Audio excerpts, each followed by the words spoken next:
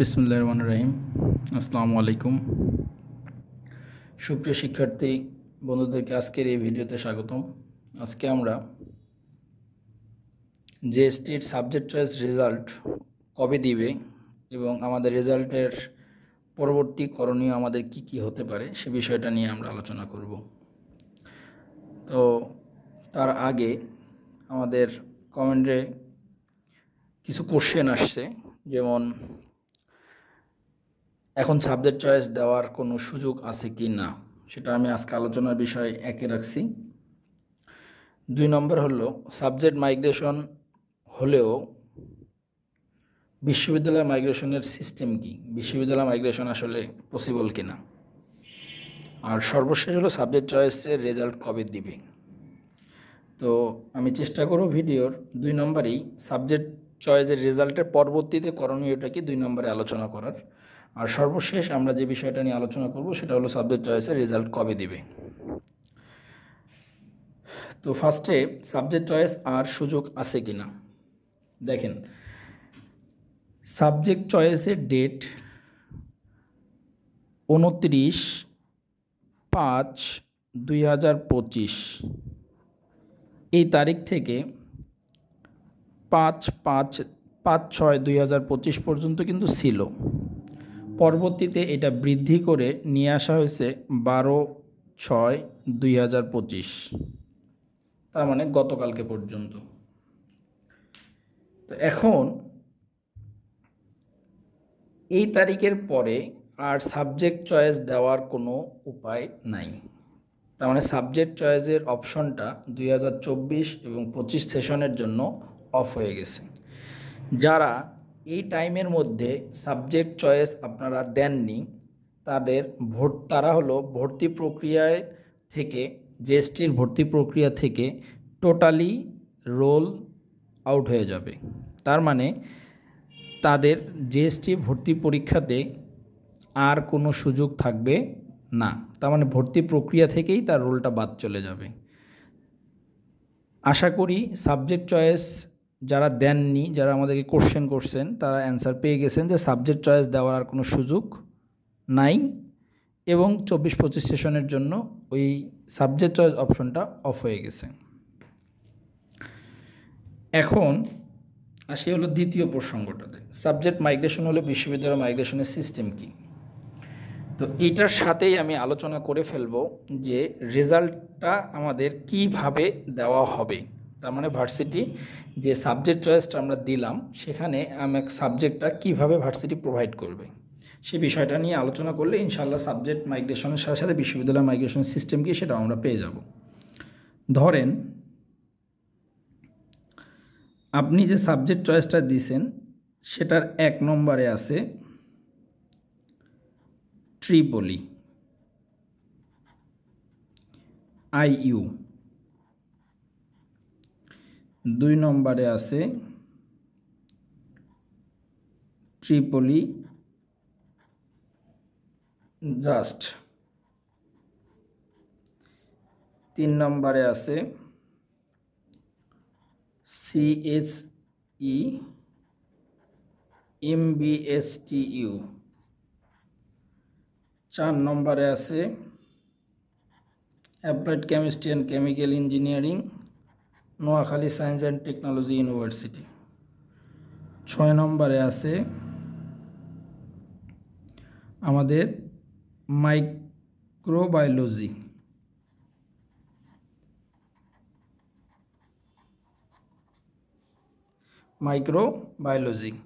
এটা ধরলাম আমরা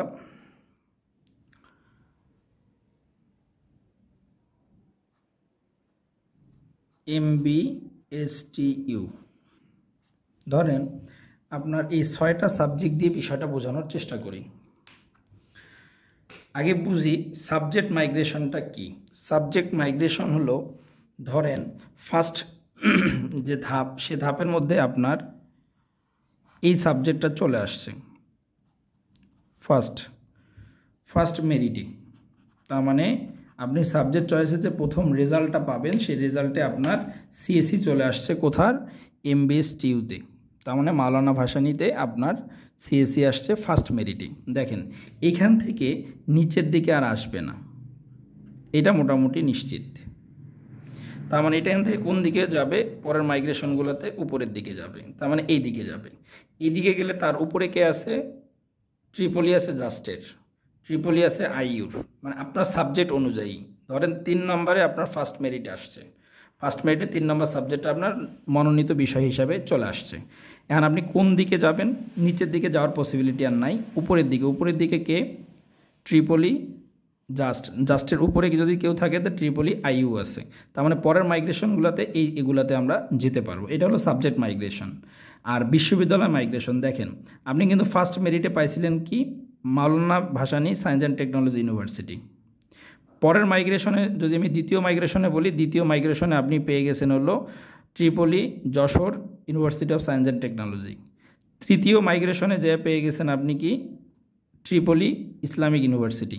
তাহলে দেখেন আপনার শুধু সাবজেক্ট মাইগ্রেশনের সাথে সাথে ভার্সিটি মাইগ্রেশনও কিন্তু হচ্ছে আপনার সাবজেক্ট চয়েস অনুযায়ী। বারবার আমি বলতেছি সাবজেক্ট চয়েস অনুযায়ী। কারণ আপনি যদি সাবজেক্ট চয়েসে দেখা গেল, আমি এটা নিয়ে একটা ভিডিও করছি, যে দেখা গেল যে 10টা বা 15টা একটা ইউনিভার্সিটির সাবজেক্ট আছে, আপনি একসাথে সব সাবজেক্টগুলো দিয়ে দিয়েছেন, তারপর দ্বিতীয় ইউনিভার্সিটির সাবজেক্ট দিয়েছেন, তৃতীয় ইউনিভার্সিটির সাবজেক্ট দিয়েছেন, এইভাবে আপনি কিন্তু চয়েস ফর্ম ফিল আপ করছেন। সেক্ষেত্রে কিন্তু ইউনিভার্সিটি মাইগ্রেশন হওয়ার কোনো সুযোগ নেই। তার মানে ইউনিভার্সিটি মাইগ্রেশন করতে গেলে আমাকে যারা এইভাবে আমরা সাবজেক্ট চয়েসটা ফিল আপ করছি তাদের ক্ষেত্রে বিষয় মাইগ্রেশন হওয়ার সাথে সাথে ইউনিভার্সিটি মাইগ্রেশনটাও কিন্তু হবে। আশা করি সাবজেক্ট মাইগ্রেশন এবং ইউনিভার্সিটি মাইগ্রেশন সিস্টেমটাকে এটা বুঝে গেছেন। এখন আসি সবচেয়ে গুরুত্বপূর্ণ যে বিষয়টা, আমাদের যে রেজাল্ট, সেই রেজাল্টেরটা আসবে কিভাবে, বা রেজাল্টটা আমি কিভাবে বুঝবো আমার রেজাল্টটা কি। দেখেন আপনার স্টুডেন্ট লগ ইনে যাবেন, লগ ইনে যাওয়ার পরে আপনি লগ ইন করবেন, লগ ইন করার পরে আপনার ওখানে একটা নতুন অপশন আসবে, মনোনীত বিষয়ের অপশন আসবে। যদি কারো মনোনীত বিষয় লেখা থাকে যে সিএসসি মাওলানা ভাসানী, আপনার ওখানে লেখা আছে, তার মানে আপনি কিন্তু বিষয়টা পেয়ে গেছেন। যখন বিষয় পেয়ে যাবেন তখন কিন্তু আপনার ওই সাবজেক্ট চয়েস লিস্টের মধ্যে যায় দেখবেন যে আপনার মনোনীত বিষয়টা লেখা আছে, যে মনোনীত আসছেন। ওখানে যদি আপনি পরবর্তীতে ভর্তি হন তাহলে দেখবেন যে এডমিট লেখা থাকবে। আর যাদের মনোনীত বিষয়টা ব্ল্যাঙ্ক, মানে মনোনীত বিষয় আসেনি, মনোনীত বিষয় উল্লেখ করেনি, তাদের ক্ষেত্রে সাবজেক্ট চয়েস আপনিও যাবেন। আপনি যেয়ে দেখবেন প্রত্যেকটা সাবজেক্টের পাশে ওয়েটিং লেখা আছে। তার মানে ধরেন ট্রিপলিতে আপনার আসেনি, তার মানে এটার লেখা আছে ওয়েটিং। ধরেন ওয়েটিং আছে আপনার হলো 26, তার মানে আপনাকে বুঝতে হবে ইসলামী ইউনিভার্সিটির ট্রিপলিতে 26 নাম্বার ওয়েটিংয়ে আপনি আছেন। যশোর ওয়েটিং ধরেন আপনার হলো 56, তার মানে ধরে নিতে হবে আমি যশোরে যে ট্রিপলি সাবজেক্টটা আছে তার ওয়েটিংয়ে আমি আছি 56তে। মাওলানা ভাসানীর সিএসসিতে ওয়েটিং আছে 123, তার মানে আমাকে বুঝতে হবে আমার হলো ওয়েটিং 123 আছে কোথায়, আমরা সিএসসিতে মাওলানা ভাসানীতে। অ্যাপ্লাইড কেমিস্ট্রি ক্রাইটেরিয়া মেলে নাই আমার, দেখবেন এরকম ড্যাশ দেওয়া আছে, তার মানে এই সাবজেক্টটার জন্য আপনি মনোনীত কখনোই হবেন না, কারণ এই সাবজেক্টের কন্ডিশন আপনার মেলে নাই, বা এই সাবজেক্ট থেকে আপনি কিন্তু বাদ পড়ে গেছেন আগেই, যার কারণে এটা এরকম আসছে। ধরেন আপনার মাইক্রোবায়োলজি আসছে, মাইক্রোবায়োলজি হলো মনোনীত বিষয়, মনোনীত লেখা থাকবে। যখন আপনি এটাতে ভর্তি হবেন তখন দেওয়া থাকবে অ্যাডমিট লেখা থাকবে, অ্যাডমিটেড লেখা থাকবে। এইভাবে আপনি আপনার রেজাল্টটা যাচাই করবেন যে আপনার কোন সাবজেক্টের ওয়েটিংটা কাছাকাছি আছে। যেমন অনেকেই বলে যে আসলে আমি ওই সাবজেক্টটা পাবো কি না বা এর মধ্যে থাকবে কি না। আসলে যখন আপনার ফার্স্ট মেরিটটা দিলে আপনি কিন্তু বিষয়ভিত্তিক ওয়েটিংটা পেয়ে যাবেন। ওয়েটিংটা পেয়ে গেলে আপনি নিজেই বুঝতে পারবেন যে ওয়েটিংয়ের ওই ডিপার্টমেন্টে আপনি কত নম্বর ওয়েটিংয়ে আছেন। তার মানে যতবার আমার মেরিট লিস্ট টাঙ্গাবে আপনার ওয়েটিং লিস্ট কিন্তু ততবার চেঞ্জ হবে। আপনি নিজেই বুঝতে পারবেন যে আপনার ওয়েটিং লিস্ট থেকে কোন সাবজেক্টটা আপনার আসবে, আপনি নিজেই এটা কিন্তু বুঝতে পারবেন। কেন? কারণ ধরেন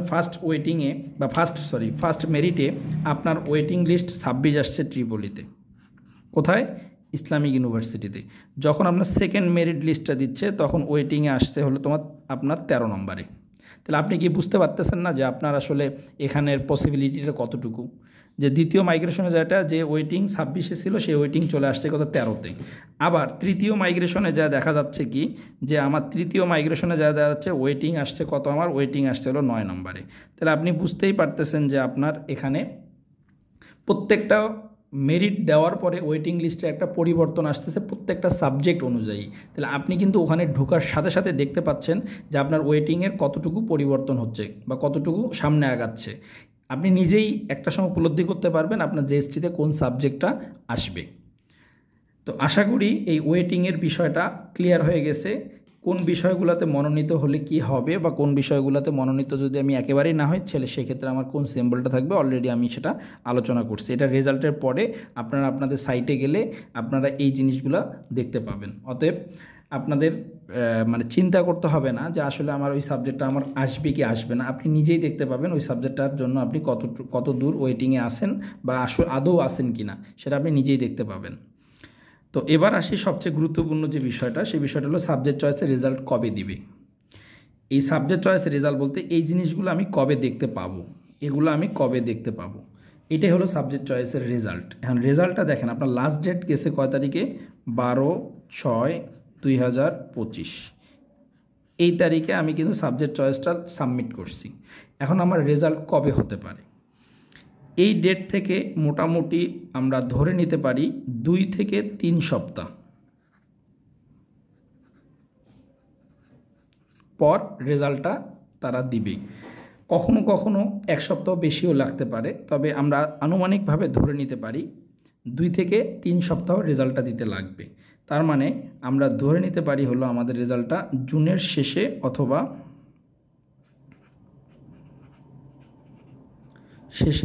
জুলাইতে, জুলাইয়ের প্রথম সপ্তাহ। 2-3 সপ্তাহ লেগে যায়, তার মানে জুনের শেষের দিকে হবে হয়তোবা, আর নয়তোবা জুলাইয়ের প্রথম সপ্তাহের মধ্যে ইনশাল্লাহ আমরা রেজাল্টটা পেয়ে যাব। রেজাল্ট পেয়ে গেলে আমাদের কিন্তু ভর্তি প্রক্রিয়া শুরু হয়ে গেল। তো এর মধ্যে যদি কোনো মানে অযাচিত কোনো ঘটনা না ঘটে তাহলে এই টাইমের মধ্যে আমরা রেজাল্টটা ইনশাল্লাহ পেয়ে যাব। তো আশা করি জিএসটি সাবজেক্ট চয়েস আমরা যে সাবমিট করছি তার রেজাল্ট, পাশাপাশি রেজাল্টের পরবর্তীতে আমরা কিভাবে বুঝতে পারবো আমি কোন সাবজেক্টটার জন্য মনোনীত হয়েছি বা হয়নি, বা ওয়েটিংয়ে আসি, বা কোন সাবজেক্ট থেকে আমি আদৌ আর কখনো সামনে যেতে পারবো না। এই যে বিষয়গুলো, এই বিষয়গুলো যখন আমরা রেজাল্ট দিবে তখন আমরা জানতে পারবো। সেটা কিভাবে পাবো সেটা নিয়ে আমি অলরেডি আলোচনা করে ফেলছি। তো আজকে আমাদের যে ভিডিওর আলোচ্য বিষয় ছিল সেই আলোচ্য বিষয় আশা করি আপনারা বুঝছেন। তো আজকে এই পর্যন্ত, আল্লাহ হাফেজ।